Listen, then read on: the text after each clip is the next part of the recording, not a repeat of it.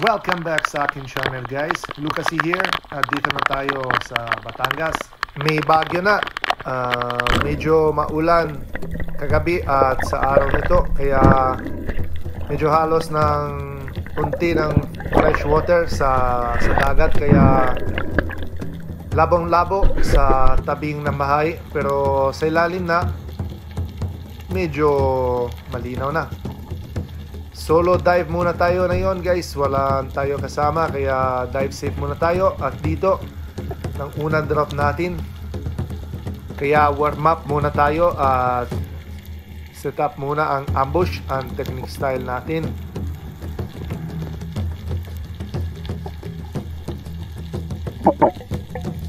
At sa unang drop natin, meron tayong makita ang grupo ng dugso or long nose emperor, pero medyo mailap sila sa araw nito, kaya lumalapit lang ang maliit ng dugso at mga kalahating kilo. So tirahin natin ito. Ito guys ay yung unang isda sa araw nito, isang good size ng dugso or long nose emperor.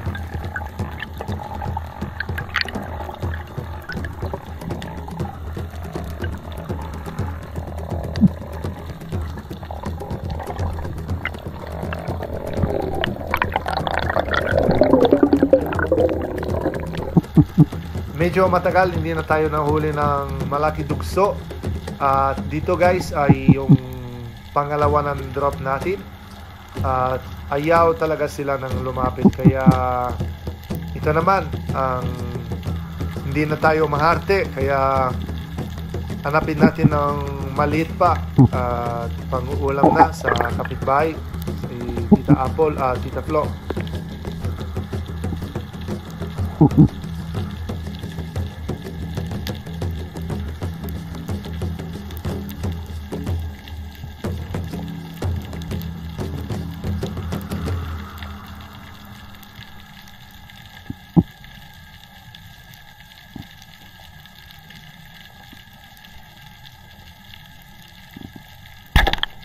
Alright, ito naman ay yung pangalawa ng dugso natin. Good size na, meron tayo ng 1 kilo.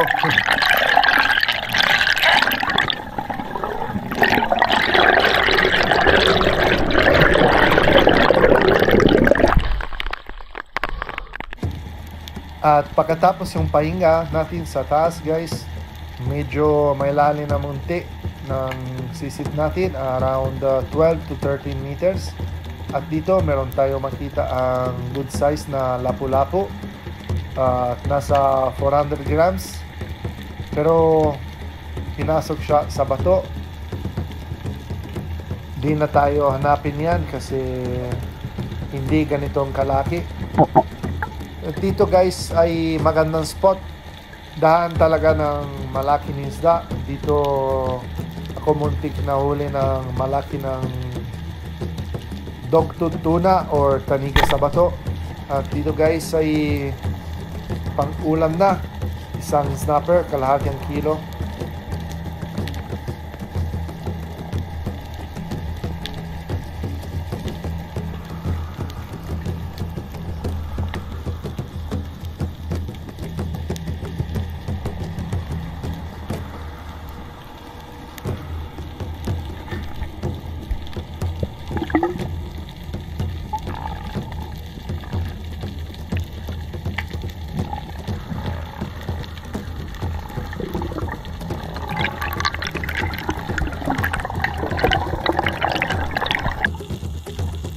Ito naman, samaral na, medyo tago sa bato, pero hindi mailap nito, kaya tirahin natin ito. Masarap ang ihaw na.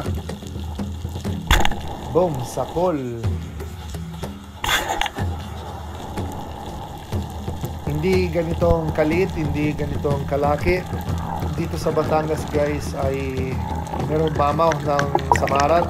Nahulin ako nakaraan ay isang kilo, halos isang kilo kalahati.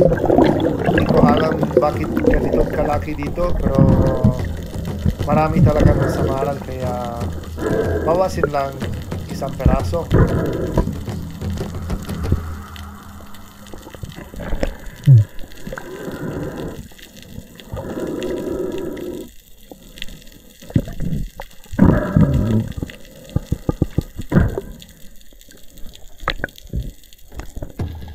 Hinahanap ko mabuti sa bato, guys, pero walang tayo makita.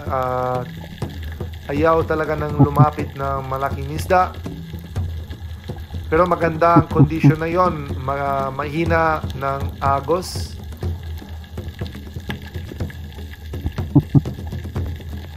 Ito ay yung spot na daan na malaking isda. Minsan may nakita ng mamsa or malaking tanige.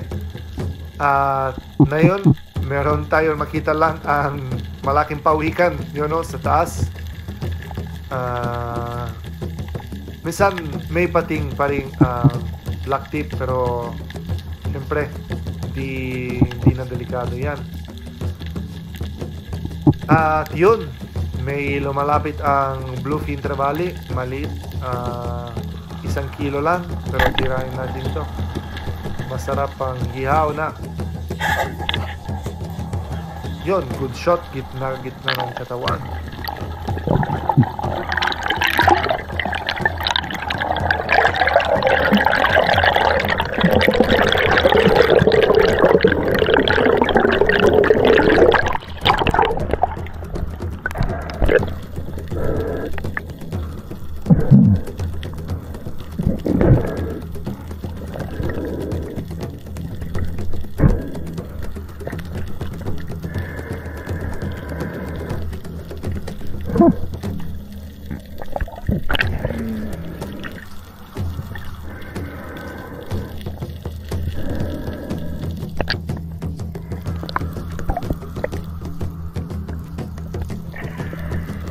At pagkatapos yung pahinga natin sa taas, guys, meron tayo makita talaga ng malaking isda lumalapit. Ito ay itong tanige na nasa 10 kilo ata, pero sobrang bilis. Ito biglang din ng malabo, kaya ayaw talaga siya ng bumalik. Pero kung papansin nyo, guys, yung bait fish nasa gitna sa dagat, hindi na sila nang bumaba or sa taas, kaya sign talaga ng may malaking isda darating. Kaya bumaba tayo sa medyo mababaw ng parte at set up muna ang ambush. At ito ang nangyari natin, guys. Panoorin muna tayo.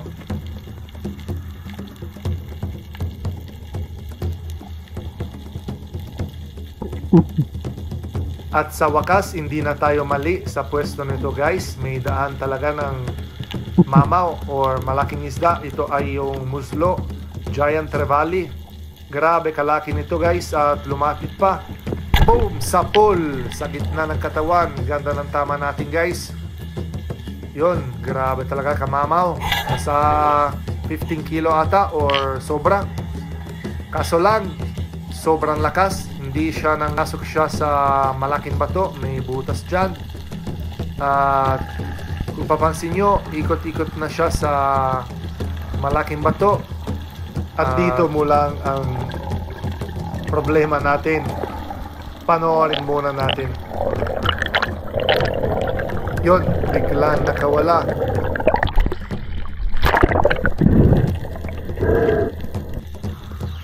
Tumaba tayo, guys, at wala talaga. Medyo pansit na pansit ang reel line natin. Yun, yung butas malaki na. Siguro ang bahay niya, dahil alam niya talaga ng saan yung spot.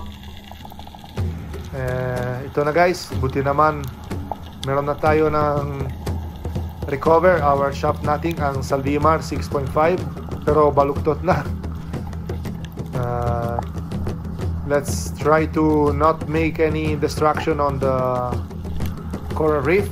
Respect tayo ng coral reef dito at wala na. Recover natin ang shaft at reel line. At bawi na lang tayo next time. Sayang. Laki ng GT sana.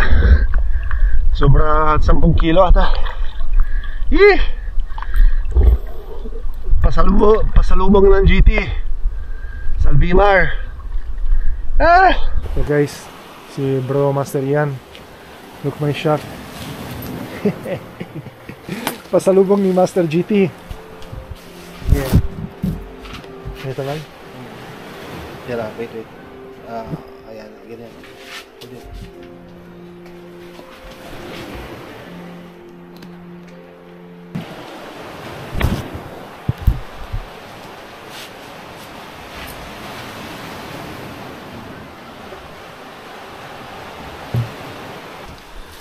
Sayang talaga guys. Sayang.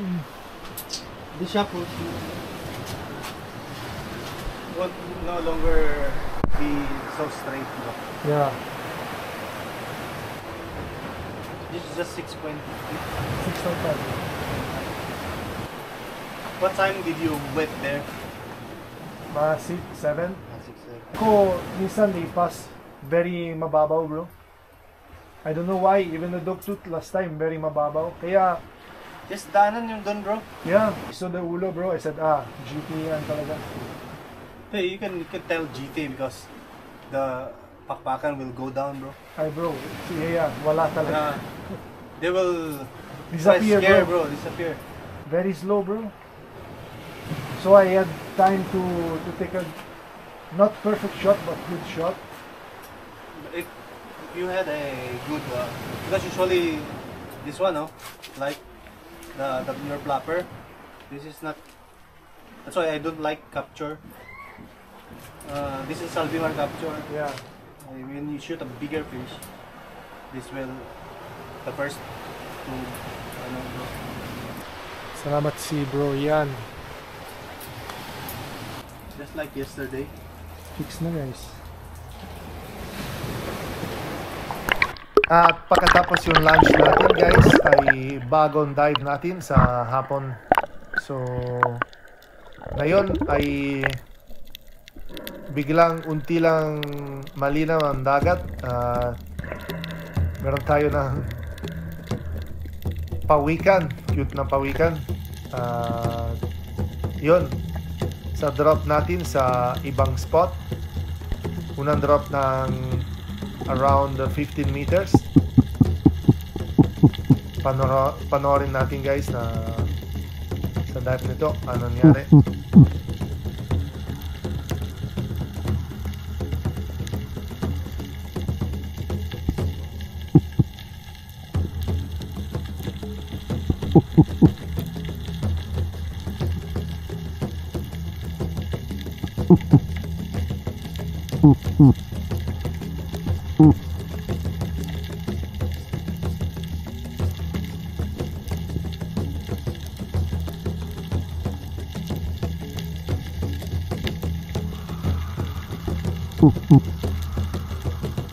May daan pa ng mamsa. Dalawa nito guys at good size pa rin. May 5 kilo at 3 kilo at tirahin natin ito. Kaso lang nakawala pa. Hindi nalagpas ng alambre natin sa katawan. Yun. Sayang na naman. Malas na yon. Nakawala yung focus natin guys sa mga ilalim ng isda, kaya lipat tayo sa mababaw ng parte. Alos 10 meters lang. Nito ay try natin ang uli ng maliit na isda pang ulam. Dito ay yung spot ng ilak.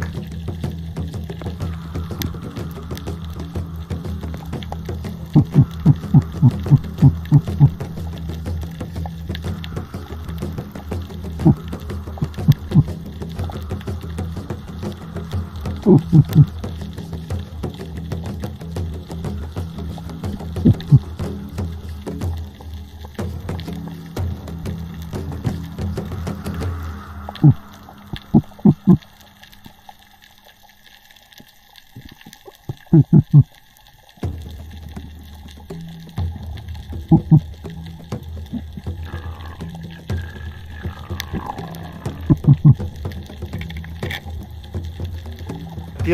biglang makita ang bayang. Good size nito, mga 1 kilo. Tirayin natin ito. Meron tayong buyers dito sa Magabayang or GT, Giant Toblerone. Hindi rin Giant ito, Toblerone na lang.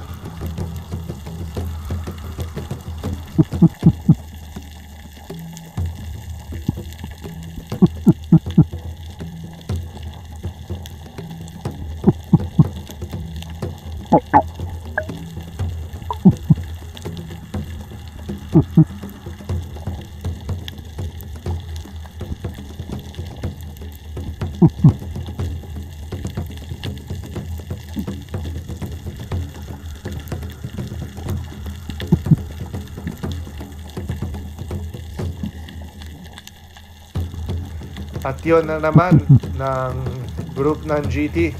Ayan natin ito kasi meron tayo makita ang good size na labahita. Tirayin natin na yan.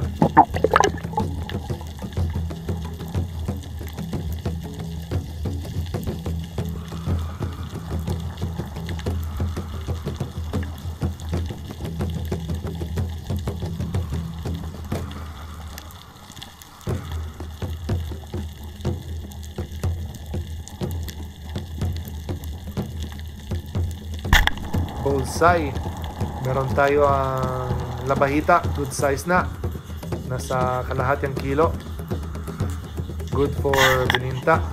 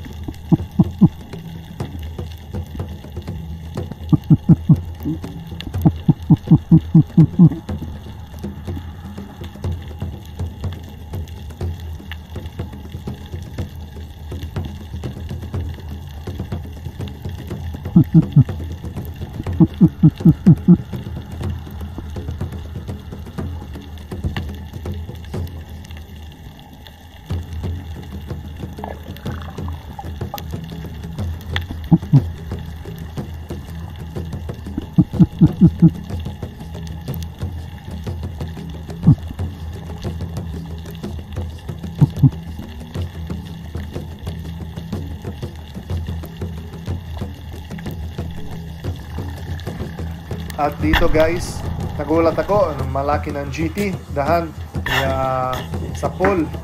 Kaso lang, sobrang taas ng tama natin at nakawala pa rin ng GT nito. Sayang, nasa 1 kilo kalahati.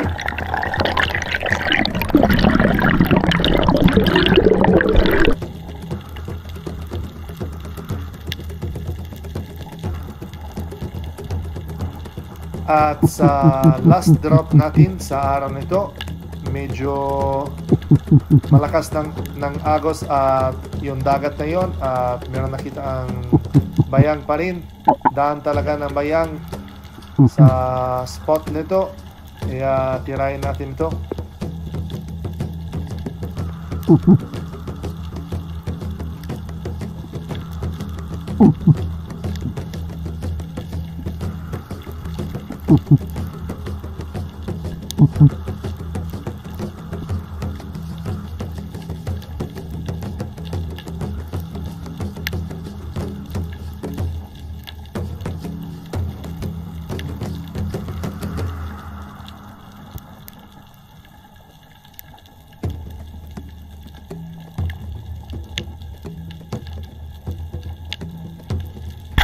Sa pool sa Toblerone.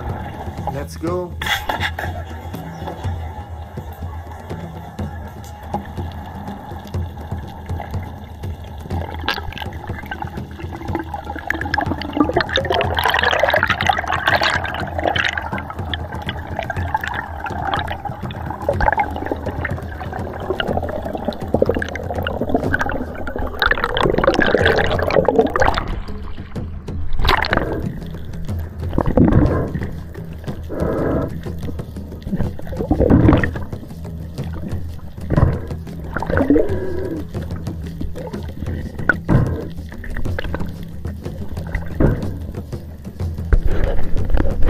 Condition guys, sunset time. Ngayon na tayo ng Talakitok. Meron tayo buyers guys, yung dalawa, Ingan, Bayang. Salamat sir sa 100 pesos. Yun, lakas na yun guys. Grabe oh. Kaya na tayo. Ulam na. Salamat. Ulam na. Salamat. Welcome. At gabi na guys.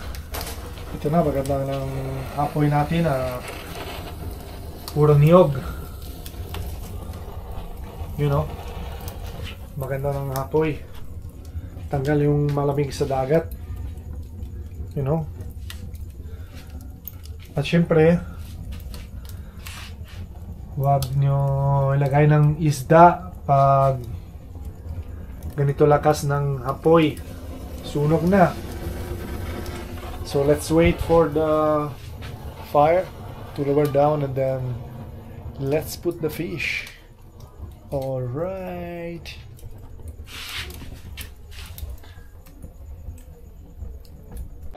At prepare natin ng sausawan para mas masarap yung isda.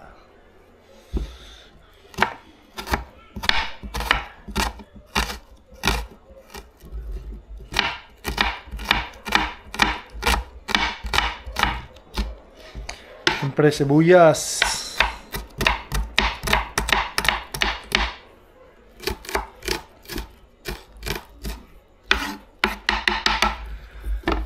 Lagyan natin ng sibuyas.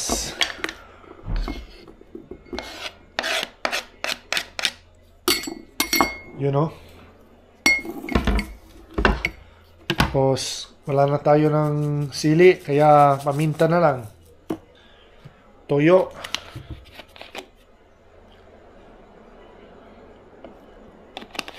At suka unti. Wala tayo ng kalamansi. Suka. Yun. Pagkatapos pa, instead of the sili, meron tayo ng Gustavo or tuyo. Manggang nito, kaya yun. Tama na yan. Alright. Kunti lang ng poy. Lagay natin ang isda natin. Ang isang good size ng bluefin trevally. Sarap. Alright.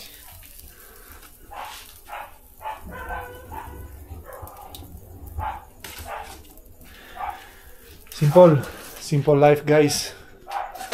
That's the best. You know, puro charcoal.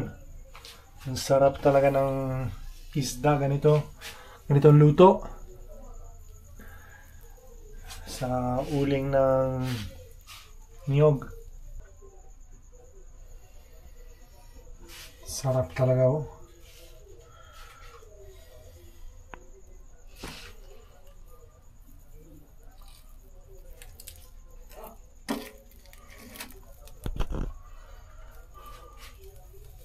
almost. Nalagay ko sa loob ang kamatis, tsaka sibuyas at bawang para sabor. Ready na yung isda natin. Lagay natin ang plato at kain na tayo.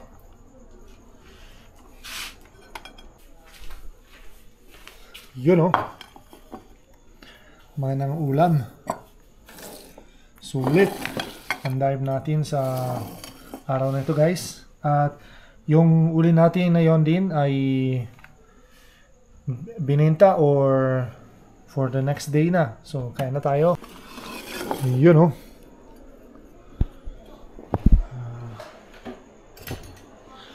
Tikman natin ang talakitok or tawagin nila ng dito ay muslo or muslohan. You know, perfect cooking.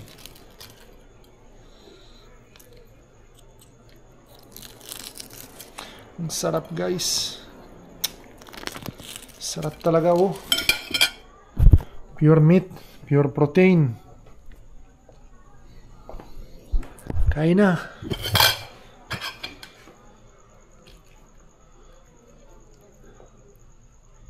Sausawan, you know.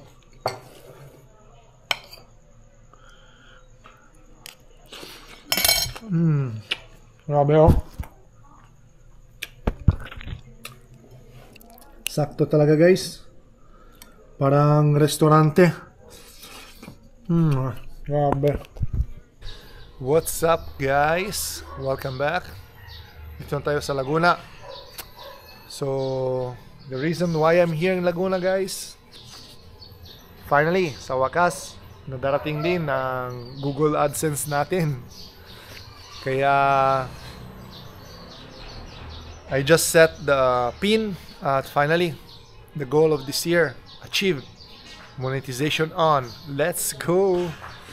So, syempre, shoutout muna tayo kay solid supporters natin at yung kayo, silent viewers, walang sawa suporta sa channel nito at tiniwala ng channel. Kaya shoutout muna kay Bravo Master Ian Lester Servion aka Trimu Bandaragat for fixing the shaft that the Mamsa almost break in 2 parts. So shoutout din po kay solid supporters natin. Syempre kay Shin Dumaran. Kumusta, bro? Master na to, guys. Shoutout kay Bro Native Channel. Kumusta, bro? From Kanipo Coron. Shoutout kay Renan Fishing Adventure at Rafi Spear Fishing. Shoutout kay Bert Fructiayo. Shoutout kay Solid Eric Jimenez. Tsaka yung wife Raquel Pedelino at Tricia Jimenez. Shoutout kay Ruben Bordios at Mark Esos, Peter Negro at Edwin Apigo sa Warehouse Quiapo. Shoutout kay Abroad Eric Hisma from Abu Dhabi. Shoutout kay Solid RJ Carbon. Shoutout kay Ronald Garcia da Milano, Italy. Ciao bello. Shoutout kay Danilo Adalim at Chods Prince Adalim. Shoutout kay Solid Denitz de la Cruz family from Nai Cavite. Shoutout kay John Jungay, Arbok TV, Elmer Mashas, Philippine Navy, Spiro from Zamboanga City. Shoutout kay Michael John Durano, John Michael Chua Durano from San Luisa, Agusan del Sur. Saan po kayo? Hindi ko alam sa Agusan del Sur. Jerivic de la Cruz, Rosaling Ocampo, Warleng Pentinio, Kuya Nor TV, kapitbahay natin dito sa Kalamba or Kabuyaw ata. At Rafi Bantila, Romeo Baril, Jesse Adventures, John Russell Utod, Diggs Tamsi from Toronto, Canada, Job Mamavik from Nara, Palawan, si Bro Master Josh Fair TV from Dinagats Island, Kuya Ayalde, Ashmag TV, Lenong Fishing Adventures, Kayading Family from Nai Cavite at Mandaragat Rian TV. So maraming salamat po at sa walang sawa suporta at tuloy po kayo sa channel ko at kayo na bahala sa mga comment at support at syempre, kita tayo ulit sa Batangas sa next episode. At hanggang sa muli. See you soon. Ciao!